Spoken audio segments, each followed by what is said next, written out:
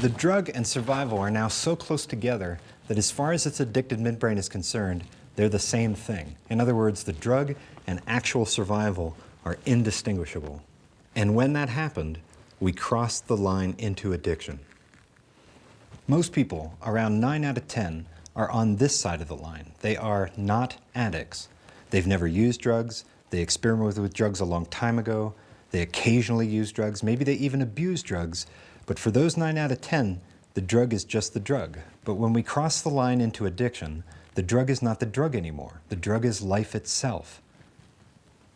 If the alcohol abuser gets a DUI, what does he do? He quits. The abuser can bring the negative consequences of his drinking to bear on his decision-making, because for him, alcohol is just alcohol. But the choice is not the same for the alcoholic. He wants to quit, he's tried to quit, he's endured catastrophic consequences in his life because of his drinking, but try as he might, he cannot quit, because alcohol isn't alcohol anymore. It's the main way of getting through the next 15 seconds alive. So in addiction, something goes wrong with the very part of the brain we use to tell those things that are good for survival from those things that are harmful. A neuroscientist would call this the brain's hedonic capacity. We can simply call it the brain's pleasure sense. And yes, we do have a pleasure sense in the brain. For instance, we can tell the difference between things like broccoli and things like chocolate cake.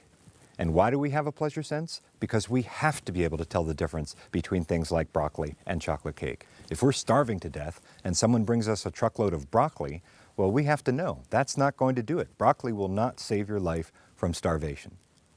But chocolate cake will save your life from starvation. And so to identify and prioritize those things in the environment that are good for survival, the midbrain makes them pleasurable. In addiction, this is the sense that breaks. Now think about that.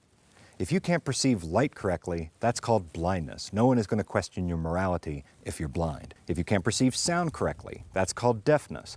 No one's going to try and throw you in jail or take away your child if you're deaf. But that word pleasure is very morally loaded. It comes with a lot of moral baggage. And so perhaps you can see how a person with the defect in their pleasure sense is far more likely to be interpreted as being immoral than they ever are as something akin to deaf or blind. What addiction is a defect in the brain's ability to perceive, process, and then act upon pleasurable experiences. And it's because this brain disorder is about pleasure that these patients are seen in moral terms and they go to prison by the hundreds of thousands.